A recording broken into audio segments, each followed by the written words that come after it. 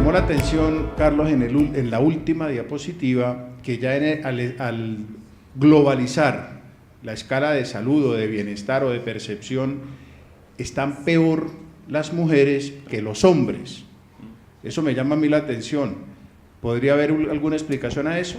Sí, ahora estamos en un estudio muy grande que estamos haciendo con la Nacional, con un grupo de la Nacional específicamente de equidad, en que estamos compartiendo temas. Hay un tema muy importante en lo mental, que es un tema nuevo, novedoso que estamos sacando, vamos a sacar a la luz pública, es un secreto, que el problema más grave en lo mental es el autorreconocimiento, es decir, el acceso.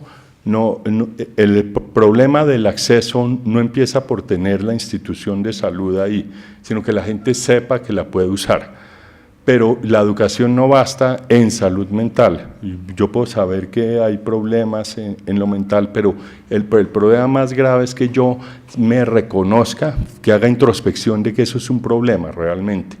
Y el insight, digamos, en eso es mucho mayor en las mujeres que en los hombres. Los hombres vamos más como estilo el pibe Valderrama. A pesar de tener inconvenientes, no lo reportamos tan fácilmente porque ni siquiera sabemos que existen. Y esa serie de pacientes van a nivel primario muchísimo a quejarse de muchas cosas y no de lo mental, porque no saben siquiera que están deprimidos. Es increíble, pero se hizo, digamos, dentro de este estudio algo muy interesante que estamos acabando, se cruzó el reporte que tiene la gente de su salud, que dice, yo estoy muy bien, pero cuando hacíamos el CIDI de trastornos, encontrábamos que él tenía un trastorno mental, pero él decía que estaba bien.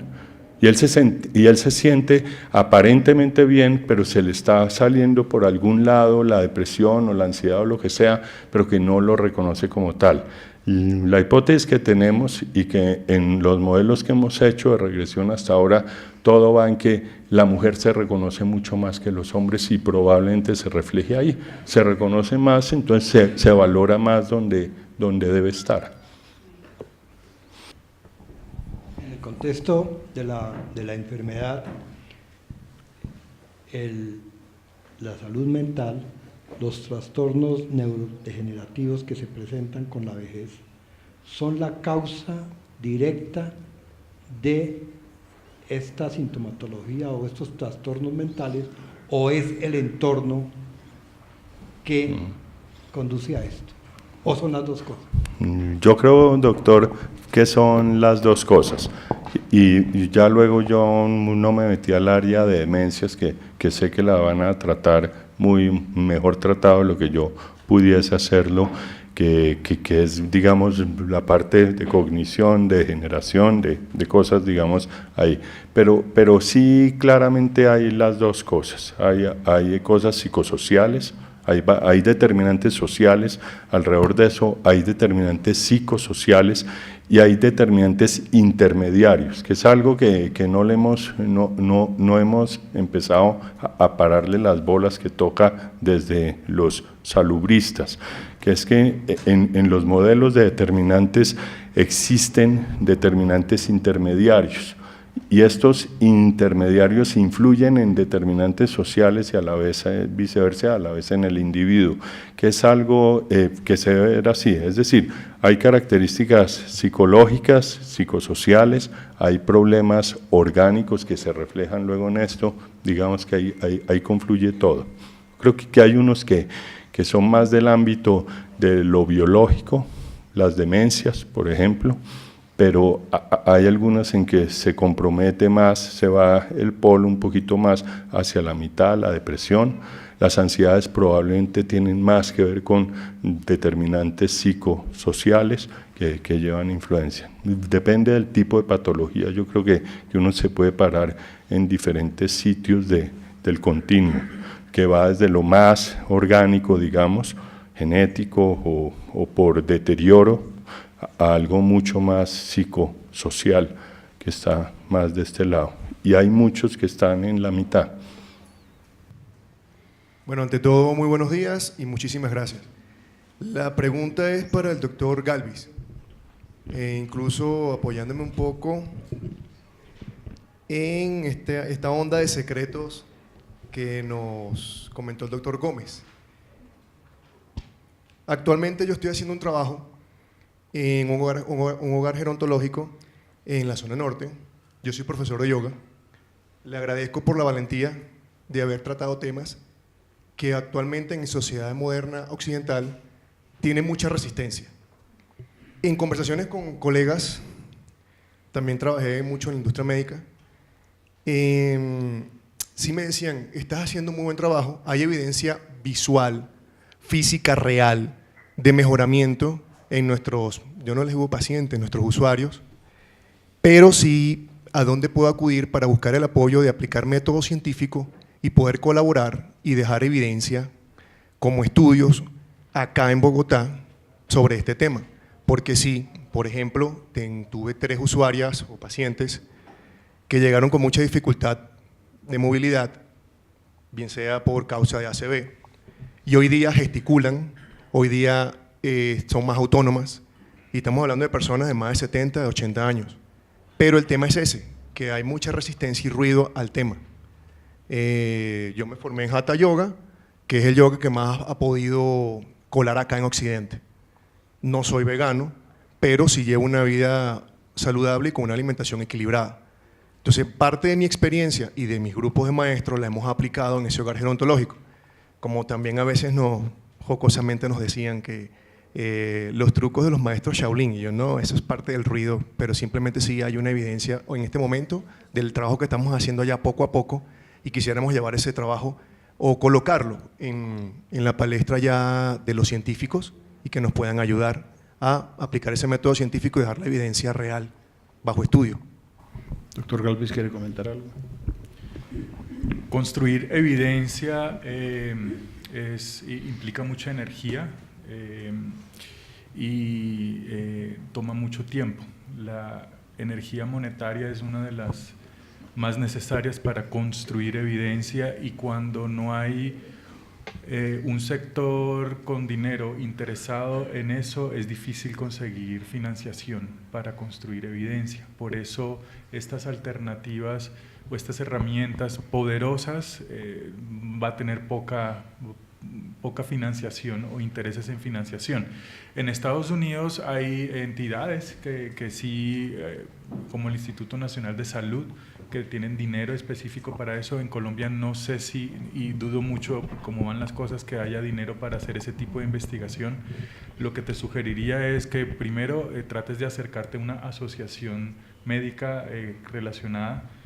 Creo que el doctor Cabrera pues podría ayudar a amparar, no otra vez directo con él, no estoy comprometiéndolo de una, sino debes acercarte a colegas con experiencia en epidemiología para por lo menos empezar a hacer recolección de datos de presentación de casos o estudios de cohortes que no involucren mucho dinero, y empezar por ahí, porque los metaanálisis se terminan haciendo, recolectando información pequeñita de poco a poco.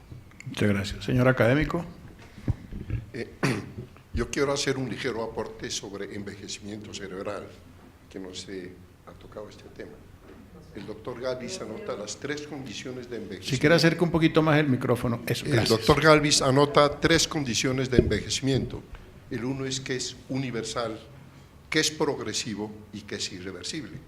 Efectivamente, eso le ocurre al cerebro. El cerebro tiene la mayor capacidad cognitiva hacia los 25 años. Hacia los 30 años se ha confirmado que esa capacidad cognitiva comienza a descender.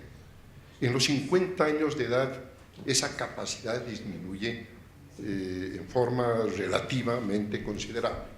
Y finalmente, a partir de los 60 años, el cerebro tiene una serie de cambios biológicos y fisiológicos.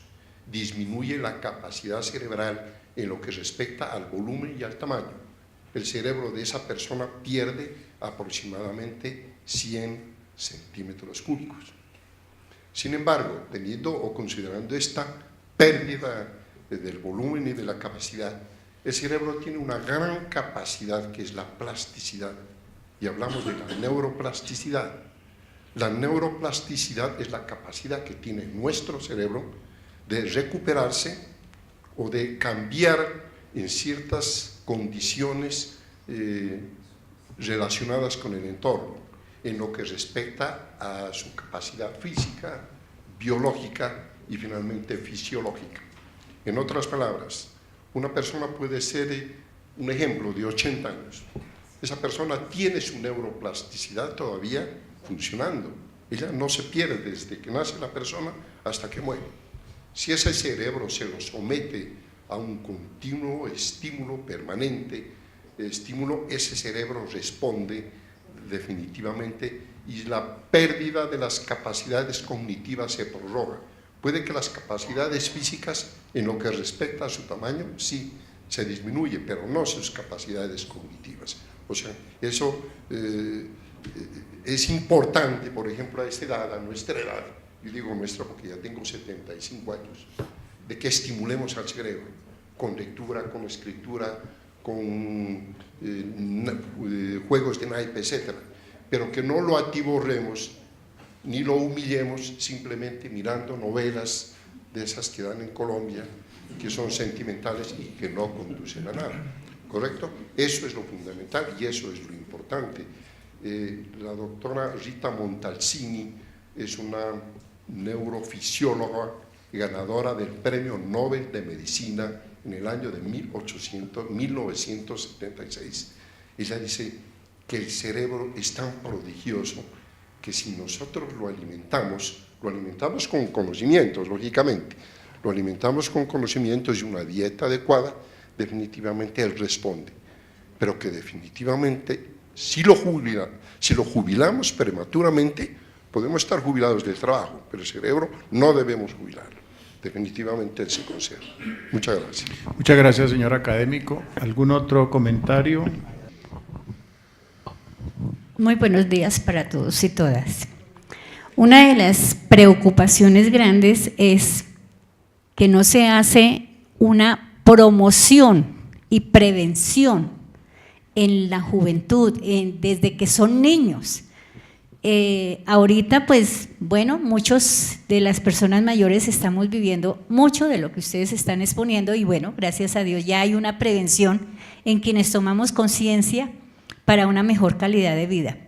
Pero sí es preocupante con las cifras que ustedes dan de que la población mayor va a crecer en unos años inmensamente. ¿Dónde están esas políticas para inculcarles a estos jóvenes y no que pase como en este momento, y sobre todo en los hombres, si me perdonan, pero uno analiza espacios donde se va a hacer actividad física y la mayoría de personas son mayores, son mujeres. ¿Por qué los hombres? ¿Qué pasa ahí? No tomamos conciencia de que también envejecemos y tenemos las mismas enfermedades de las mujeres. Es preocupante esa parte también. Muchas gracias. La educación.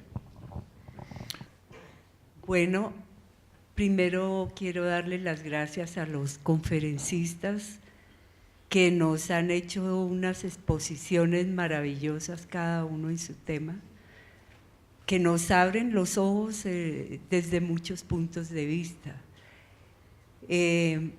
Mi pregunta es que siendo la Academia Nacional de Medicina un ente médico que siempre ha sido bien escuchado por los gobiernos, quisiera saber qué están haciendo para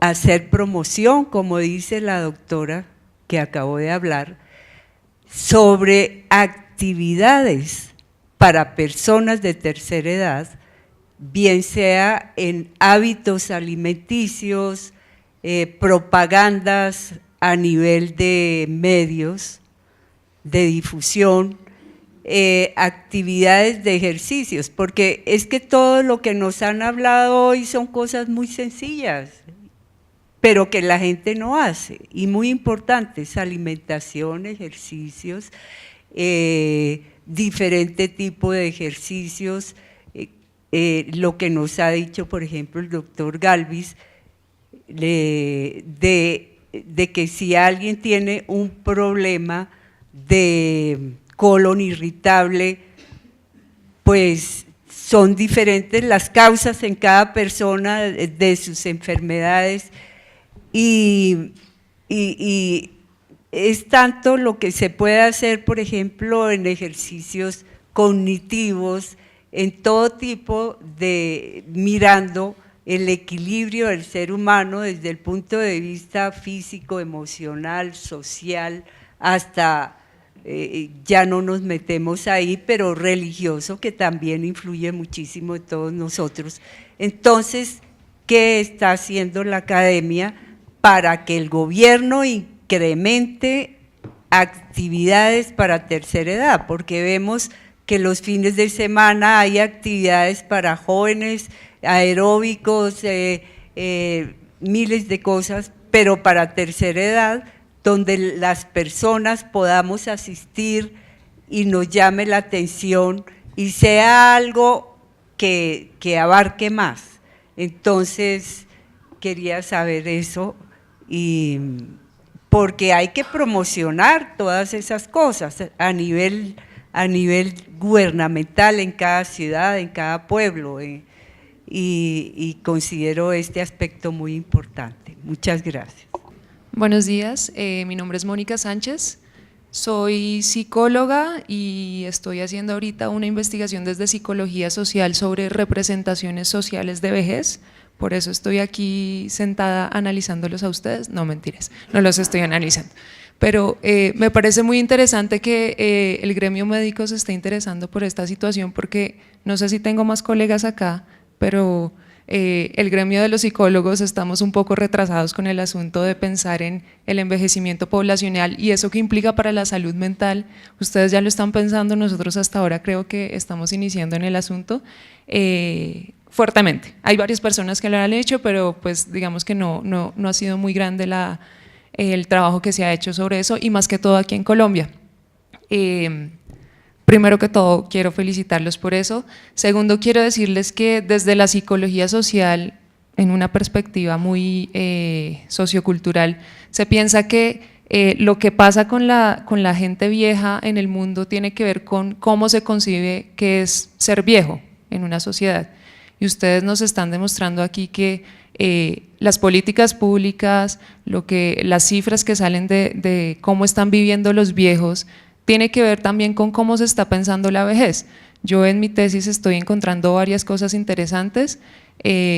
Encuentro lo mismo que ya han encontrado otras personas, que es que al viejo se le ve como frágil, inútil, perezoso, sin memoria, como decían por ahí algunos de ustedes, terco, sí. Pero todo eso tiene también que ver no solo con lo que se piensa socialmente de la vejez, sino cómo a lo largo de la vida estamos viviendo nuestros diferentes momentos vitales y a quienes vemos como viejos, quiénes son nuestros ejemplos de viejos. Entonces, todo este carretazo para decirles, trabajemos en equipo, médicos, psicólogos. Por un lado, estoy disponible para contarles más sobre mi tesis y lo que he encontrado. Y muchas gracias por ese interés que ustedes están presentando frente a la vejez, porque todos vamos a ser viejos algún día, y eso es muy importante empezar a pensarlo.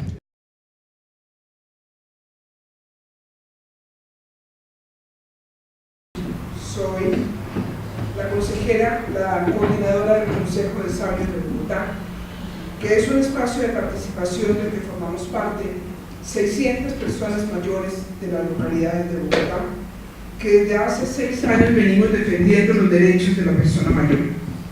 Por eso, doctor Esguerra, a usted, al doctor Cabrera de la Asociación de Geriatría y Gerontología y a todos los maravillosos ponentes, mil gracias. Lo único que quisiera pedir es que una oportunidad tan hermosa como esta, porque ha sido para mí una mañana de un aprendizaje formidable, pudiéramos hacerlo extensivo a todo ese grupo de personas mayores que han decidido vivir su vejez con dignidad. Son participativas, son defensoras de los derechos de las personas mayores en cada una de las 20 localidades de Bogotá. Debo decir que aún en la localidad rural de Sumapaz tenemos un consejo de personas mayores que defienden sus derechos. Pero necesitamos urgentemente conocer todo lo que ustedes nos han enseñado hoy, cómo la vejez es un triunfo, cómo la vejez es haber coronado una batalla en la vida que nos hace dignos de todos los derechos que se proclaman tanto en las normas nacionales como en las internacionales. Yo quisiera pedirle a la academia, si fuera posible, que pudiéramos abrir este tipo de eventos a estas poblaciones que estoy segura que asistirían con mucho gusto. El año pasado se hizo una excelente conferencia sobre la sexualidad en las personas mayores y el sitio se desbordó, no cabían las personas y aprendieron muchísimo de su momento de vejez. Este año se hizo una sobre salud mental y fue realmente muy interesante. Yo estoy segura de que si ustedes nos dan la oportunidad de conocernos un poco más en nuestra vejez, de saber cómo podemos envejecer y cómo podemos ir viviendo esta etapa que cada día se prolonga más, de manera más digna, se los vamos a agradecer. Y poder llegar, como lo propone el profesor Sánchez Torres, a un término de vida que realmente corone, que lo que hemos vivido es una guerra y que hemos ganado en la batalla final. Muchas gracias. Bien, muchas gracias. Sí, a este respecto tenemos la grabación del foro, entonces podríamos establecer contacto y relaciones, a ver cómo se multiplica y se podría llevar a los lugares que usted dice. ¿Alguna otra pregunta? La ruta de atención que se aproxima para el 5 de febrero del próximo año, me llama la atención que el Ministerio en atención geriátrica haya puesto que sea un médico general quien atienda esa consulta. Un médico general con formación en gerontología y geriatría. Y como lo dijo el doctor Cuadro, o sea, eso me parece un exabrupto. Me parece un exabrupto porque ¿cómo va a atender un médico general que no tiene formación en geriatría y en gerontología a un viejo? Entonces, no sé cómo el ministerio crea la resolución 3280 y comete ese exabrupto. No sé si la Sociedad de Geriatría y Gerontología ha levantado su voz de protesta ante el ministerio. Es mi pregunta.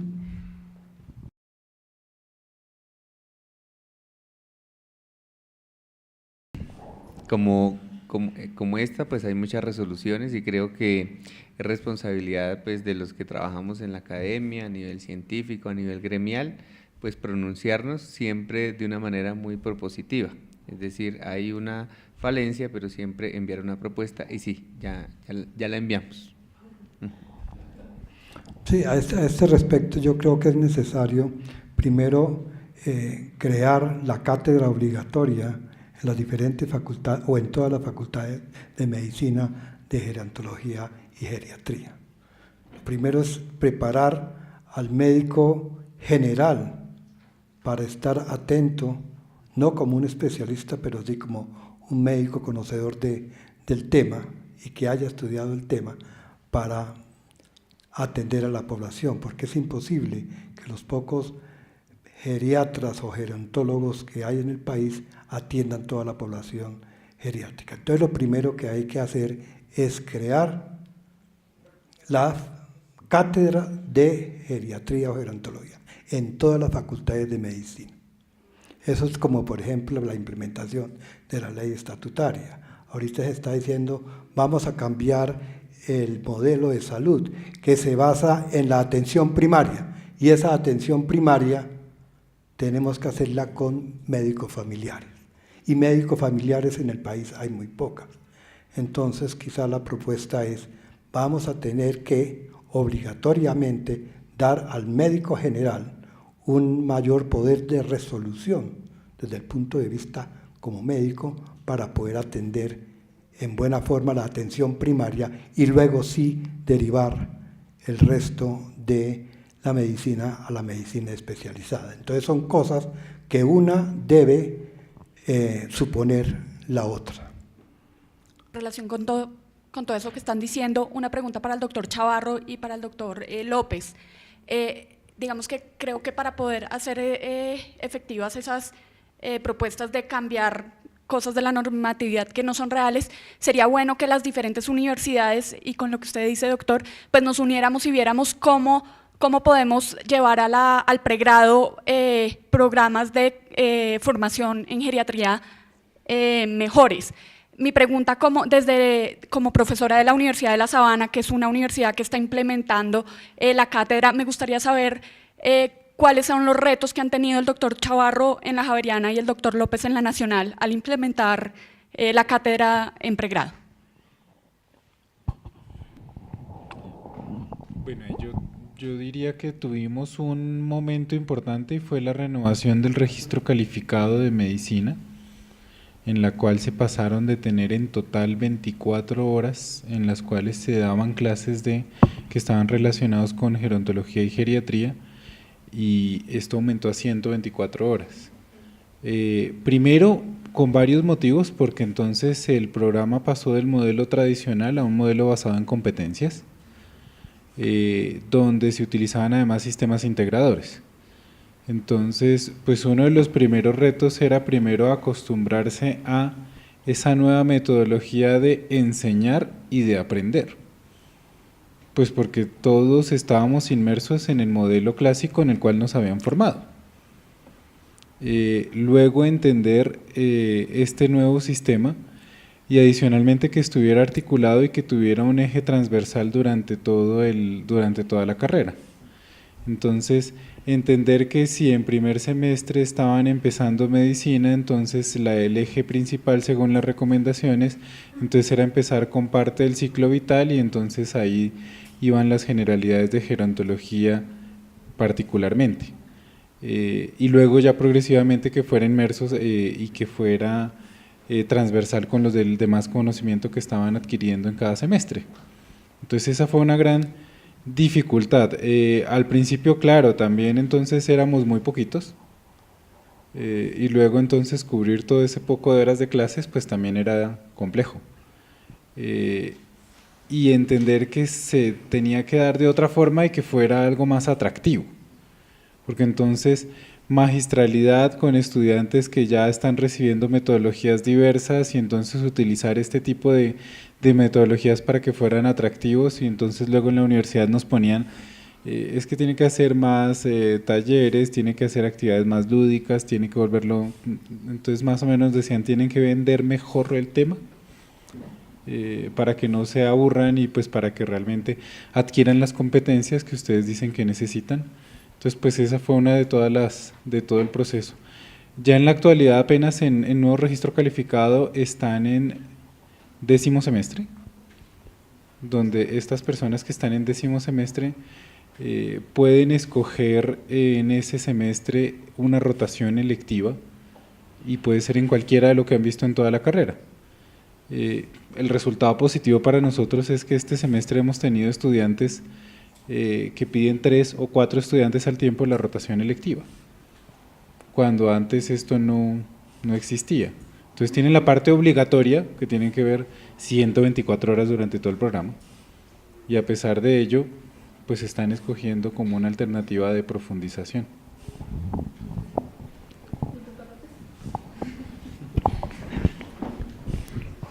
Gracias. Gracias. La Universidad Nacional, pues la cátedra de geriatría de pregrado se dicta, la primera clase magistral la dicté yo en 1991 cuando todavía ni siquiera era geriatra, pero me gustaba el tema, ya era internista y no era profesor de la universidad, pero me dieron un espacio y desde ahí hemos tenido todas las modalidades, desde clases magistrales, rotaciones obligatorias, rotaciones selectivas. Usualmente el modelo, hay muchos retos obviamente, usualmente el modelo de pronto más simple y que de pronto podría sugerir para implementar es 2 semanas, por lo menos dentro usualmente geriatría está dentro del currículum de medicina interna, y uno de los problemas que tiene precisamente medicina interna es que como es de por sí una especialidad tan vasta, Entonces, y cada vez con más exigencias. Hoy en día no solamente el médico quiere saber de cardiología, reumatología, inmunología, dermatología, entonces hace que eso yo creo que es uno de los principales retos para implementar y ver dónde debe ir una rotación de geriatría específicamente en el área clínica. Pero obviamente, como dice el doctor Chavarro, es importante que se vaya implementando el conocimiento del paciente mayor, inclusive desde las básicas.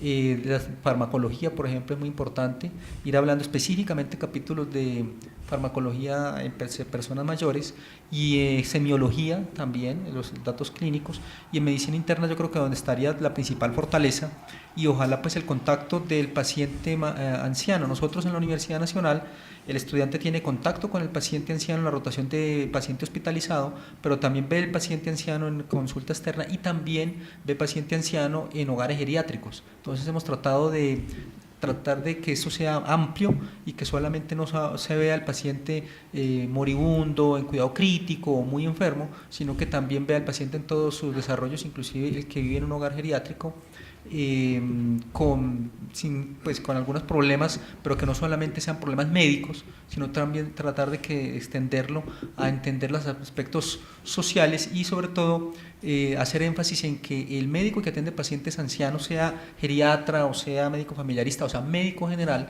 cuando se aborda a una persona mayor debe tener el concepto holístico muy importante que siempre se ha promulgado en la medicina pero que pocas veces se cumple, y es todo el aspecto biopsicosocial. Entonces creo que eso sería como unas pautas y unas cosas que deberían tener las facultades de medicina que están tratando de implementar programas de geriatría y que son supremamente importantes, como ya... Ahora, yo particularmente creo que el tema de envejecimiento debería arrancar en primaria o bachillerato,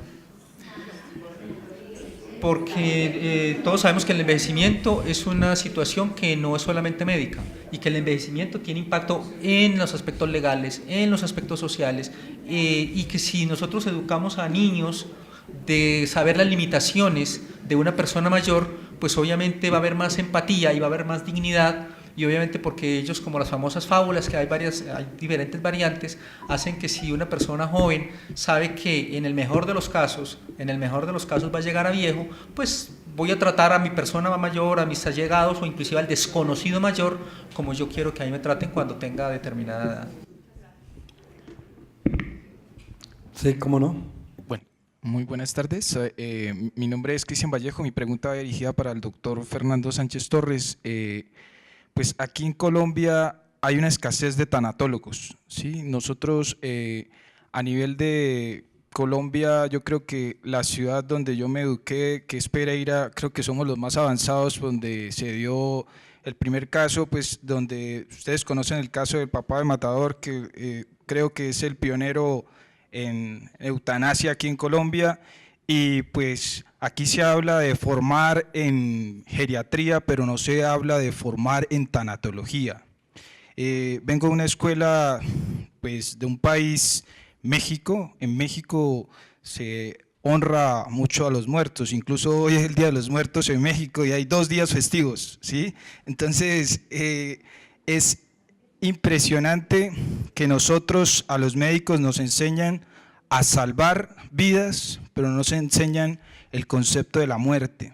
Es grande que desde la literatura aquí en Colombia podemos rescatar a Orlando Mejía Rivera con su antropología de la muerte, podemos rescatar a otros autores como Fernando Sánchez Torres.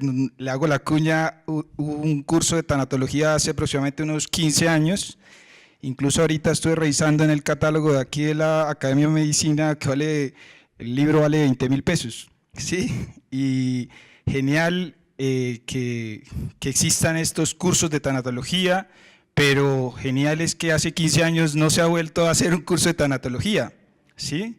Entonces mi maestro fue, que en paz descanse, Germán, pues fue el doctor Arciniega Rincón, Armando Arciniega Rincón, una eminente figura de la tuberculosis a nivel mundial y a nivel de América Latina. El doctor Vega, pues también que en paz descanse. A nosotros los médicos se nos está olvidando manejar la muerte y nuestros pacientes están llegando a los servicios de urgencias todos los días a morir y se está olvidando el concepto de morir dignamente. Morir dignamente no es morir en una unidad de terapia intensiva, no es morir en las salas y en los asientos, como dice el doctor Torres. Y entonces, ¿qué estamos haciendo para formar tanatólogos en Colombia? ¿Estamos haciendo algo? Estamos formando en nuestro pregrado, estamos incluyendo la tanatología como una materia obligatoria. Queda mucho por trabajar. Desde la geriatría también es importante.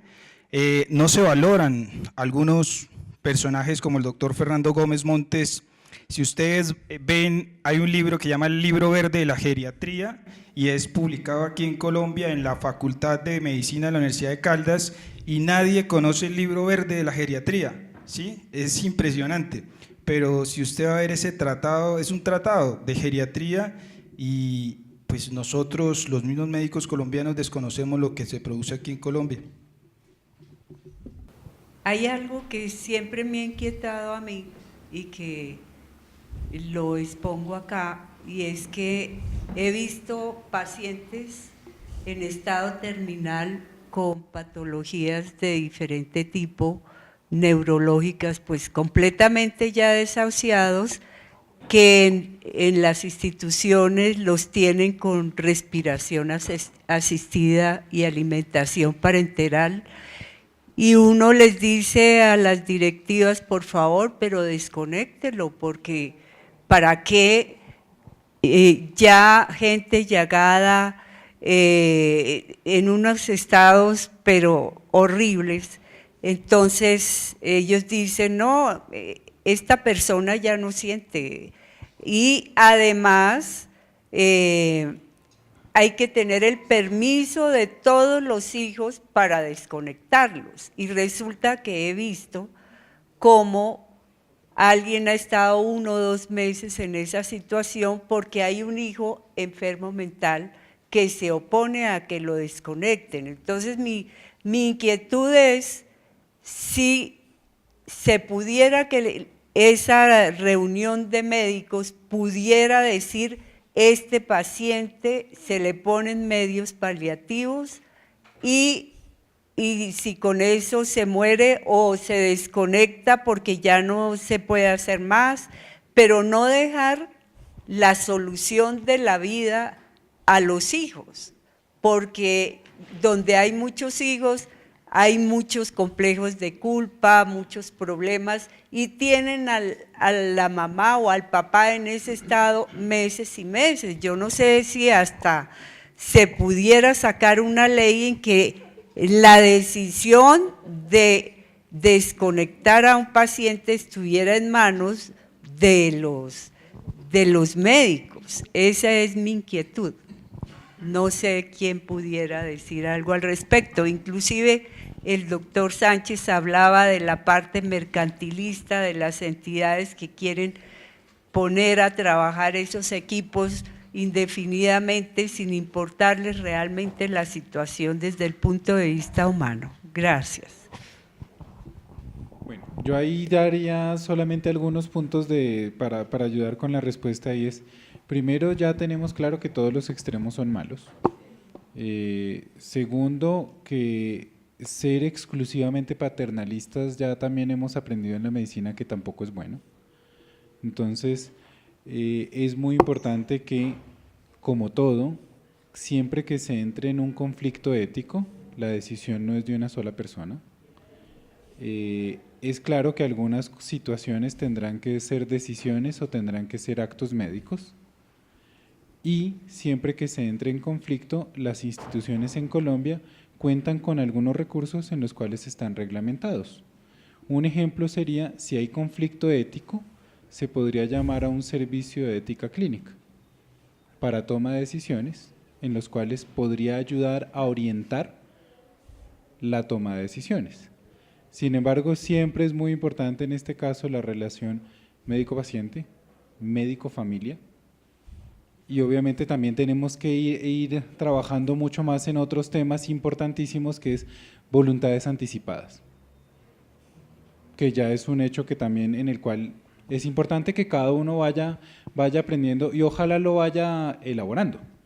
Entonces son hechos complejos y pues por eso retroceder un poco a cosas autoritarias es complicado, pues porque estamos en un mundo en el cual hay que consensuar, pero siempre hay una delgada línea, entonces es hasta dónde es un acto médico y cómo se debe orientar la toma de la decisión, pero pues insisto mucho, tenemos que acordarnos que es un trato entre personas, que un profesional tiene que orientar la toma de decisiones y siempre y cuando que haya un conflicto ético, pues obviamente orientarse, en este caso rodearse de personas que ayuden a facilitar la toma de decisión, porque usualmente tampoco estamos diciendo descárguelo a un comité de ética, pues porque ellos no toman la decisión, orientan. Bien. Creo que no hay nada que añadir a lo que dijo el doctor Chavarro.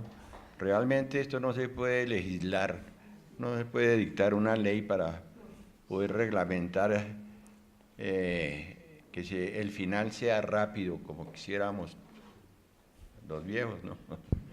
Hay muchos factores que inciden para que la gente no acepte que el paciente se muera. Es que hay familiares que es que no se puede morir mi papá o no se puede morir mi mamá y hagan todo lo posible. O si no ponemos una tutela, y con seguridad ponen una tutela y un juez dicta una sentencia, sosténganlo vivo. Entonces, eso es muy difícil. Yo creo que los comités de ética institucionales son muy útiles y a ellos se debe acudir cuando se presente una circunstancia de estas, ¿no?